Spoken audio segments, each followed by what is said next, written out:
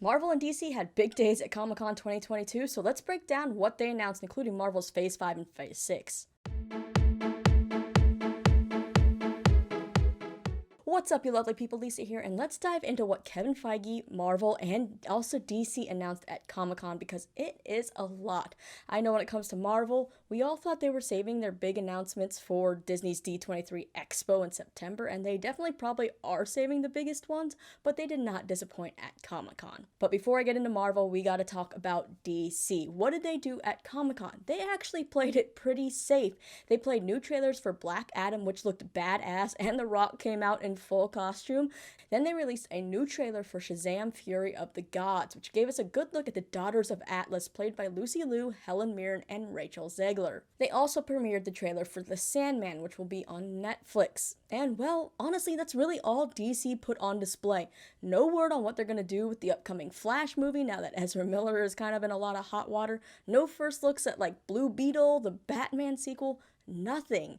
It's kind of a little disappointing, but honestly, the footage of the two movies they did show, I enjoyed them. But now let's talk about Marvel. So, to end Phase 4, we have She-Hulk Attorney at Law coming on August 17th to Disney+.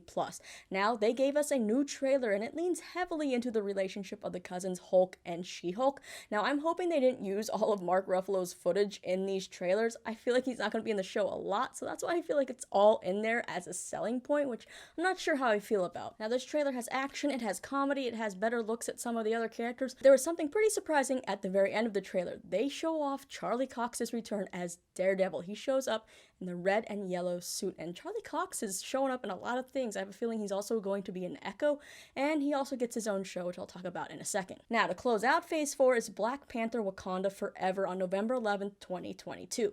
They dropped a trailer, and man, is it emotional. Like, I don't even know how to really talk about it, but you should definitely go watch it. I'll put a link in the bio. It is so good, and we do get a good look at Tenoch Huertas as Namor, Michaela Cole, and we also have Dominique Thorne as Riri Williams as Ironheart. Plus, at the end, is that Shuri suiting up as the Black Panther or somebody else? Now, on to Phase 5 of Marvel. Now, all of this Phase 4, 5, and 6 is following up the Infinity Saga and is appropriately being titled the Multiverse Saga. So to kick off Phase 5, we have Ant-Man and the Wasp: Quantumania on February 17th, 2023. Footage that was shown in Hall H. According to the attendees, it's confirmed that Bill Murray makes an appearance, that Kang the Conqueror is back, and that Scott will also face off against MODOK.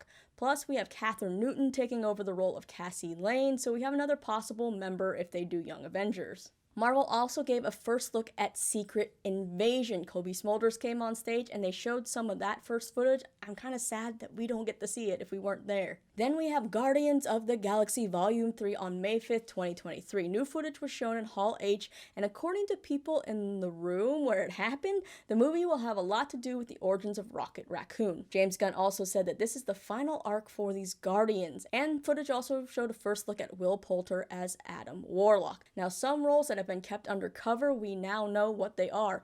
Maria Bakalova will be voicing Cosmo the Space Dog, and Chakudi Iwuji, who Gunn worked with on Peacemaker, will be playing High Evolutionary, and he even showed up in costume. Moving on, we have the Echo series and Loki Season 2 coming in summer 2023. The Marvels will hit theaters on July 28th, 2023.